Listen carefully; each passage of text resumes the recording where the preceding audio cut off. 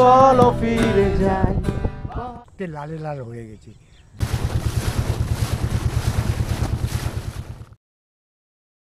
Morning, আজ সকাল সকাল আবার বেরিয়ে পড়েছি, একটু ঘুরতে যাব আজকে। অলরেডি আমি ট্রিপ A0 করে দিয়েছি, তেল দেখাচ্ছে একদম তলানিতে। তো এখন ফার্স্টে তেল ভরবো পেট্রোল পাম্প থেকে, তারপরে ভিডিওটা আবার শুরু করব। আর তেল ভরার পরে এখন আমরা আছি ডায়মন্ড হারবার রোডের ওপরে। তো এই সবে আমরা জোকা ক্রস করলাম, এবারে আমরা সোজা নাক বরাবর চলতে থাকবো ডায়মন্ড হারবার রোড ধরে।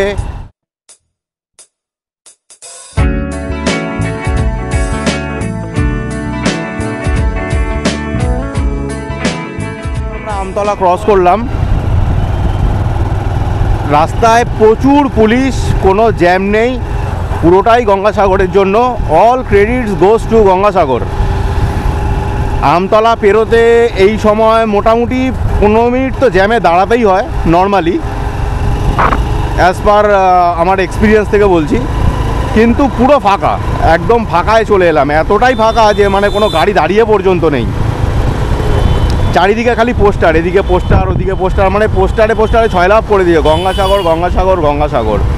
রাস্তায় কিছু বাস দেখলাম যাতে করে পিলগ্রিমসরা এসছেন, আর তার সাথে প্রচুর পুলিশের গাড়ি যাচ্ছে, পুলিশ রাস্তায় দাঁড়িয়ে আছে, দাঁড়িয়ে যান চলাচল নিয়ন্ত্রণ করছে। ভালো লাগছে দেখে, রাস্তাও খুব সুন্দর পরিষ্কার একদম। তো বন্ধুরা দেখতে থাকো, সামনে শিরাকল আসছে।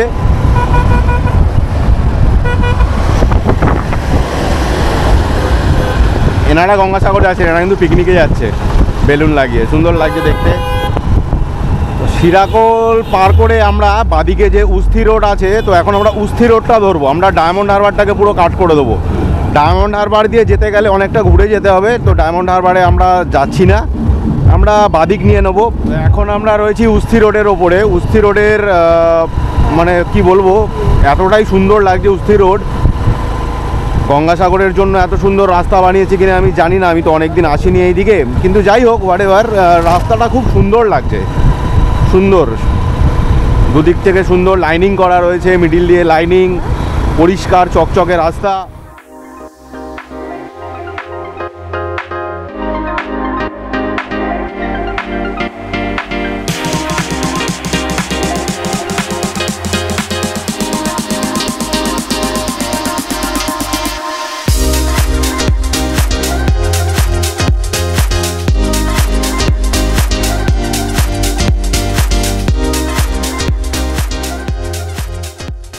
এই মাত্র আমরা উস্থি রোড ছেড়ে বেরিয়ে গেলাম, এখন আমরা যাচ্ছি হটুগঞ্জের দিকে।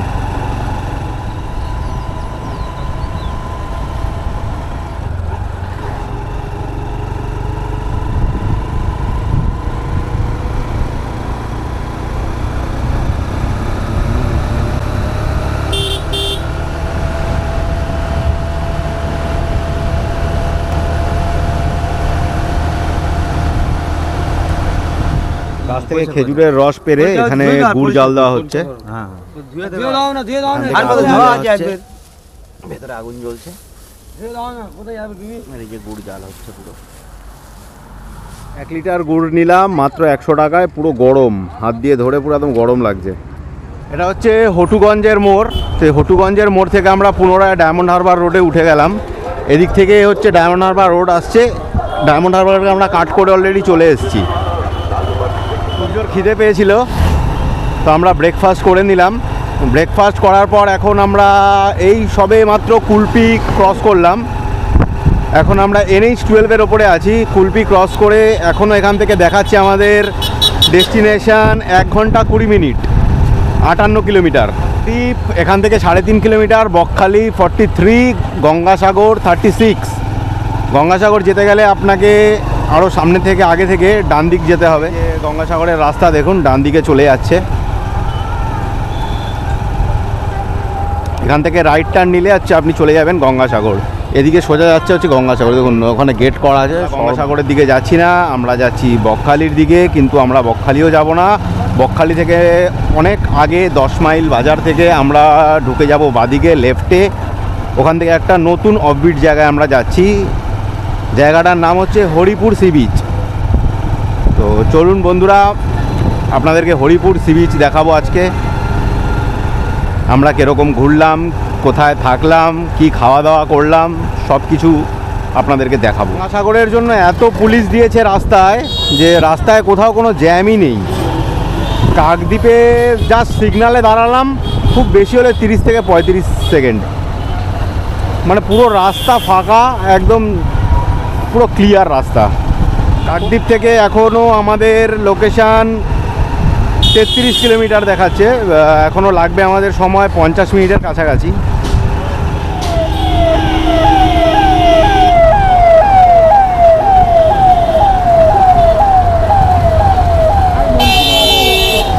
মন্ত্রী মহাশয় যাচ্ছে। এখন আমরা নামখানায় পৌঁছে গেছি। এখানে গঙ্গাসাগরের প্রচুর পুণ্যার্থীদের রাখা হয়েছে। এখানে সব বাস, বাদিকে অনেক বড় মাঠের মধ্যে সব টেন্ট খাটিয়ে পুণ্যার্থীদের রাখা হয়েছে। যারা ট্রেনে করে আসবেন, ট্রেন ধরবেন শিয়ালদা থেকে নামখানা লোকাল। তো নামখানা লোকালে নামখানা স্টেশনে নামার পরে আপনারা নামখানা থেকে টোটো বা অটো পেয়ে যাবেন 10 মাইল বাজার যাওয়ার জন্য। তারপর 10 মাইল বাজার থেকে আপনাদেরকে আরেকটা টোটো ধরতে হবে, যেটা আপনাদেরকে নিয়ে যাবে হরিপুর সি বিচ।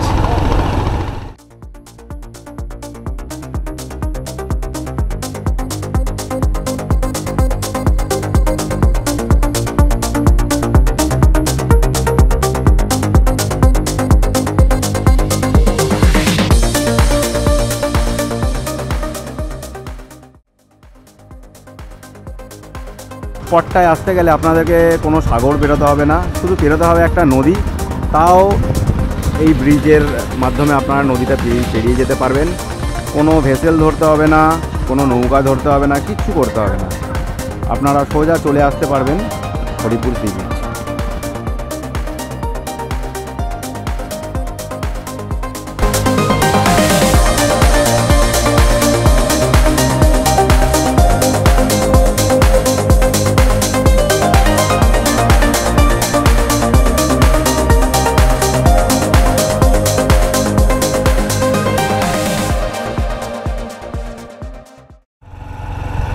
আমরা এখন 7 মাইল বাজার আছে, 10 মাইল বাজারের আগে 7 মাইল বাজার। তো আমরা সেই 7 মাইল বাজারের ওখান থেকেই ঢুকে গেছি। ডান দিকে একটা রাস্তা দেখালো, ওই রাস্তাটা দিয়ে ঢুকে গেছি। এখান থেকে আর মাত্র 850 মিটার দেখাচ্ছে গুগল। এটাই হচ্ছে গ্রামের সৌন্দর্য, মাঠ, পুকুর। কিন্তু এই খড়গুলো রাস্তার মাঝখানে কেন দেওয়া আমি ঠিক বুঝতে পারছি না। আমার মনে হয় শোকানোর জন্য দিয়েছে।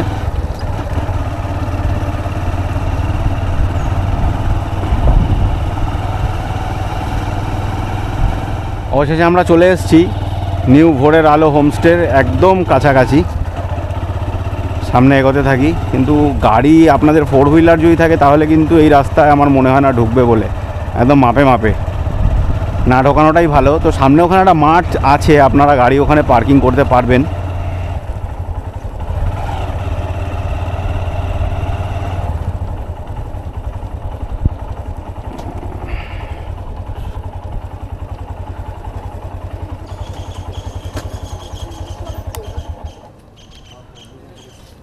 অবশেষে আমরা এসে পৌঁছে গেছি নিউ ভোরের আলো হোমস্টে। তো দেখাচ্ছি বন্ধুরা পুরো ভিডিওটা আপনাদের আস্তে আস্তে। আরও এখন বাইকটা পার্কিং করি, ব্যাগপত্র রাখি। আমাদের হোমস্টের ঠিক পেছনের দৃশ্যটা এবার আপনারা একটু দেখুন।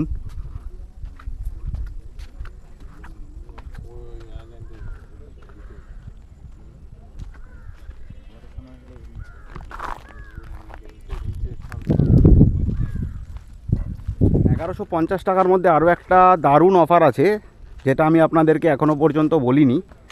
সেটা হচ্ছে ফ্রি বোট রাইড। 1150 টাকার মধ্যেই আপনি নৌকা বিহার করতে পারবেন।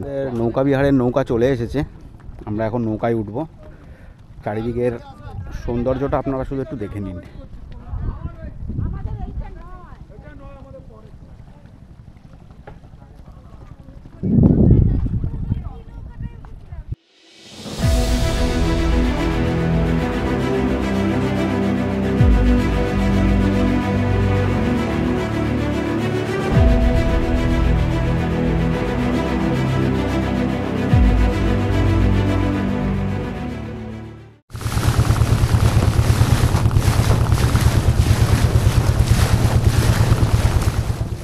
নৌকা চড়তে চড়তে আমরা চলে এসেছি একটা, এখানে চর পড়ে আছে, বিশাল বড় জায়গা, এখানে নাকি লাল কাঁকড়া দেখা যায়।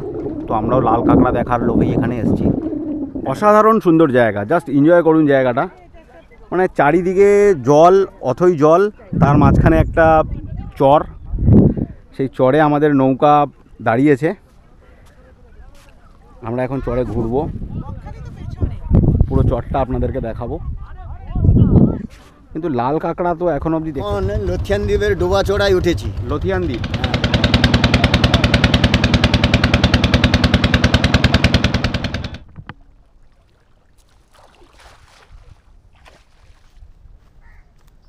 আমাদের লাঞ্চ চলে এসছে। লাঞ্চে কী কী আছে আমি আপনাদেরকে একবার দেখিয়ে দিচ্ছি। লাঞ্চে আছে হচ্ছে সাদা ভাত, লেবু, শসা, ডাল, একটা আলুর তরকারি, মাছ ভাজা, আলু ভাজা, এদিকে আছে হচ্ছে মাছ, মাছের পিসটা বড়ই লাগছে, খারাপ লাগছে না। তারপরে এদিকে আছে হচ্ছে চাটনি, পাঁপড়, আর এদিকে রসগোল্লা। তো আর বেশি দেরি করছি না বন্ধুরা, সূর্য খিদে পেয়েছে, আগে খেয়ে নিই। সূর্য অস্ত গেছে, অনেকক্ষণ হয়েছে। তো এবার রাতের বেলায় ভোরের আলো বিচ ক্যাম্প কীরকম লাগে আপনারা দেখে নিন।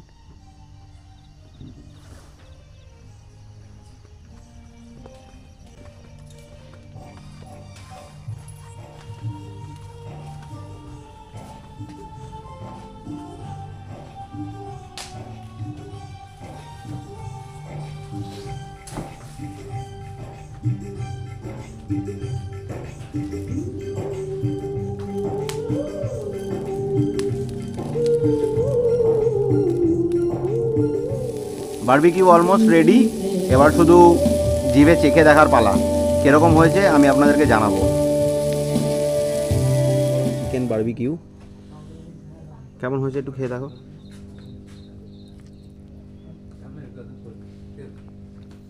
গুড মর্নিং, ঘুম থেকে উঠে পড়েছি, এখন ঘড়িতে বাজে 7:30টার কাছাকাছি।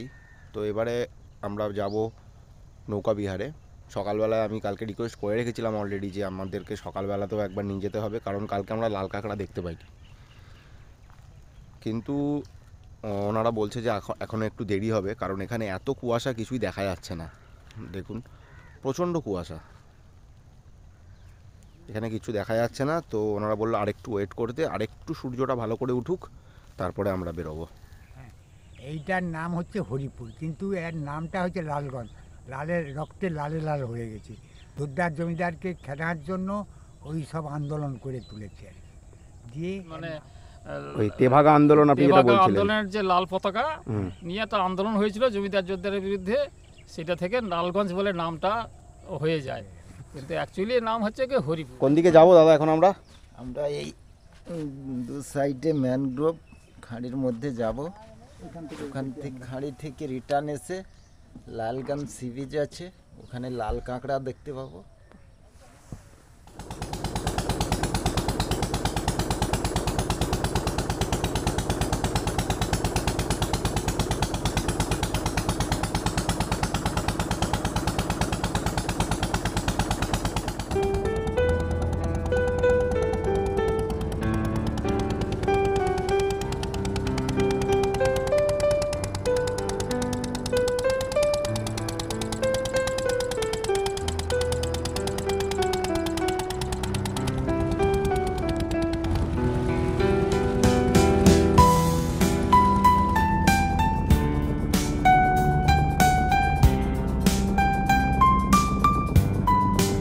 আমরা এখন চলে এসেছি হরিপুর সি বিচ।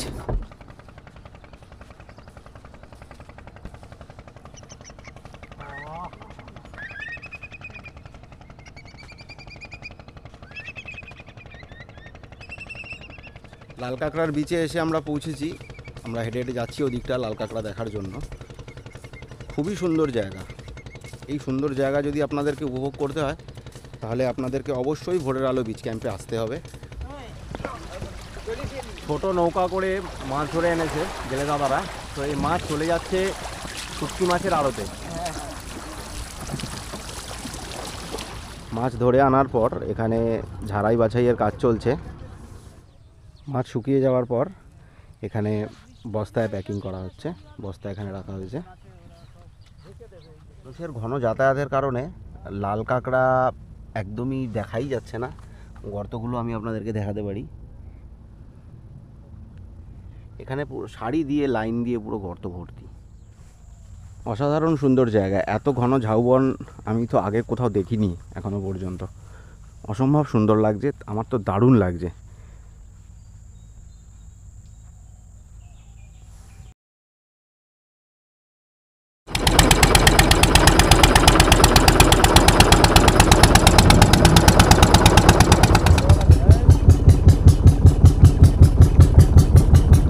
নৌকা বিহার আমাদের কমপ্লিট। প্যাকেজের মধ্যেই এটা আপনি পেয়ে যাবেন। 1150 টাকার বেশি আপনাকে 1 টাকাও দিতে হবে না। কিন্তু এত সুন্দর জায়গায় আপনারা ঘুরতে যেতে পারবেন ওখানে গেলে। এবার আমাদের বাড়ি ফেরার পালা। আমরা চলে এসেছি আমাদের হোমস্টের কাছে। হোমস্টের নাম হচ্ছে ভোরের আলো। ভোরের আলো হোমস্টের ফোন নাম্বার আমি ডেসক্রিপশান বক্সে দিয়ে দেবো। আপনাদের যদি আসতে ইচ্ছা হয় তাহলে সরাসরি যোগাযোগ করে নেবেন। কালকে সকাল থেকে আমরা এখানে আসার পরে যা যা খাবার দাবার এই দাদা আমাদেরকে খাইয়েছে, প্রত্যেকটা খাবারের টেস্ট অসাধারণ ছিল। তার সাথে দাদাদের ব্যবহার নিয়ে তো কোনো কথা হবে না, মানে জাস্ট অতুলনীয়। আমার তো মনে হচ্ছে যেন আমি নিজের খুব পরিচিত কোনো মানুষদের সাথে আছি, এত ভালো ব্যবহার। চলুন এবার আপনাদেরকে হোমস্টের রুমগুলো দেখিয়ে দিই, কী কী অ্যাকোমোডেশন আছে, মানে কতজন লোক থাকতে পারবেন, প্রত্যেকটা রুমে কতজন করে থাকতে পারবেন। এখানে একটা ছোট দোকান করা রয়েছে। এখানে আশেপাশে তো কোনো দোকান নেই, তো আপনাদের প্রয়োজনীয় যদি কিছু কেনার থাকে তো এখান থেকে আপনারা টুকটাক ছোটোখাটো জিনিস পেয়ে যাবেন। আর এইটা হচ্ছে পুরোটাই ডাইনিং এরিয়া, টেবিল চেয়ার পাতা রয়েছে। এখানে দুটো রুম আছে, এটা একটা, এটা একটা। সেম এখানেও দুটো রুম রয়েছে, এখানেও দুটো রুম রয়েছে। তার মধ্যে আপনি এখানে যে রুমটা দেখছেন এটাতে 4 জন থাকতে পারবেন। দেখে নিন, রুম খুব সুন্দর। তার সাথে আপনি অ্যাটাচ টয়লেট পেয়ে যাবেন।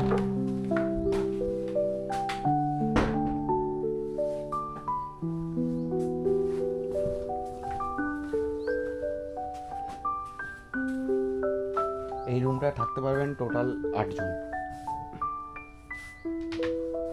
এটাতেও অ্যাটাচ টয়লেট আছে।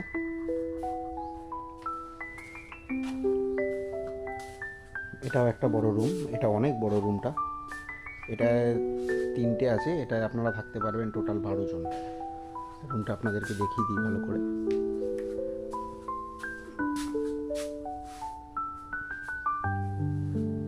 এটা অনেক বড়, অনেক স্পেশিয়াস। এর সাথেও রয়েছে টয়লেট, আর এখানেও এক্সট্রা একটা টয়লেট বানানো রয়েছে। এখানে আপনি পেয়ে যাচ্ছেন গিজার আছে, এখানে শীতকালে গরম জলের অভাব হবে না। দাদা, আপনাদের এই প্যাকেজের মধ্যে কি কি আছে? আমাদের লাঞ্চ থেকে শুরু করি, আচ্ছা, আর ব্রেকফাস্ট থেকে চেক আউট করি। এবারে লাঞ্চ থেকে শুরু হয়ে আমাদের আলু ভাজা, একটা আমিদু মাছের ভাজা, ডাল, 5 মিশালি সবজি, মাছের ঝোল, কারি বলতে পারো, তারপরে পাঁপড়, চাটনি, মিষ্টি। এটা হচ্ছে লাঞ্চের। বিকেলে আছে ইভিনিং স্ন্যাক্স, চানা মুড়ি, বেগুনি এবং চা আছে। আর রাতে? রাতে হচ্ছে ডিনারে আছে আমাদের আলু ভাজা, বেগুন ভাজা, চিকেন, আলু পটলের তরকারি, আলু পটলের তো, আচ্ছা চিকেন, চাটনি, পাঁপড়। আচ্ছা। কেউ যদি চিকেন না খায়? চিকেন না খেলে তার জন্য কিছু আমলেট বা মাছ বললে মাছ। আচ্ছা। আর ওয়েলকাম ড্রিঙ্কস দাদা একদম শুরুতে যেটা থাকবে? হ্যাঁ, ওয়েলকাম ড্রিঙ্কস আমরা ডাব রাখি। ডাবটা অ্যাভেলেবেল পাওয়া যাচ্ছে না, এই জন্য আমরা মাজাই। কাল আমাদের এখানে পৌঁছাতে প্রায় 12:30 বেজে গেছিলো। তো কালকে সকালে আমরা ব্রেকফাস্ট করিনি। আজকে সকালে আমরা এখন ব্রেকফাস্ট করে এখান থেকে রওনা দেব। ভোরের আলো হোমস্টে ছেড়ে আমরা বেরিয়ে পড়েছি এখন হেনরি আইল্যান্ডের উদ্দেশ্যে। হেনরি আইল্যান্ড এখান থেকে দেখাচ্ছে 10 কিলোমিটারের কাছাকাছি। হেনরিজ আইল্যান্ডে আমরা চলে এসেছি।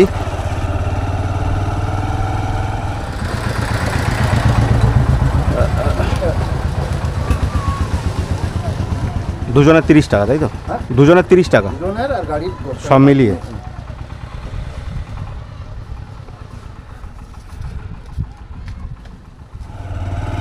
সুন্দরী complex, watch tower, sea beach. আচ্ছা, এখানে বোটিংও হয় সকাল 7টা থেকে বিকেল 4টে অবধি।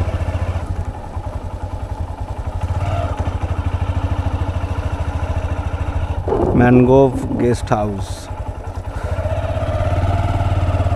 আচ্ছা, এটা হচ্ছে বোটিং স্পট, এখান থেকে বোটিংটা হয়।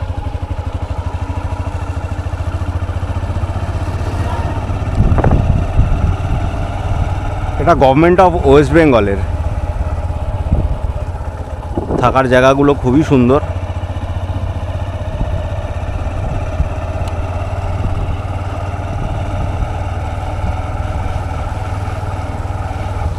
এখানে প্রচুর বিভিন্ন রকমের মাছ চাষ হয়, ভেটকি, রুই, কাতলা, চিংড়ি। কটেজগুলো দেখুন কি সুন্দর। এখানে থাকতে গেলে আপনাকে, এই সুন্দরী কমপ্লেক্সে থাকতে গেলে আপনাকে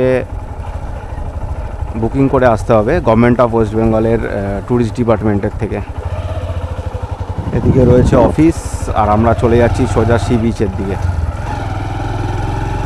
কিছু কমপ্লেক্স আছে ওই দূরে ভেতরে দেখা যাচ্ছে, ওখানেও আপনারা চাইলে থাকতে পারেন। দেখুন দেখা যাচ্ছে দূরে 1, 2, 3, 4, এগুলো নতুন হচ্ছে। এখানে বাইকটা পার্কিং করব, বাইকটা পার্ক করে তারপর ভেতরে হেঁটে হেঁটে যাব।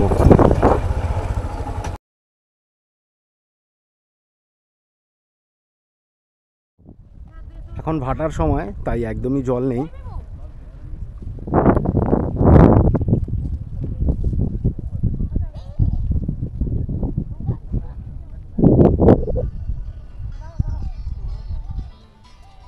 দারুণ ওয়েদার, বকখালির ওয়েদার দাদারা জমিয়ে দিয়েছে পুরো।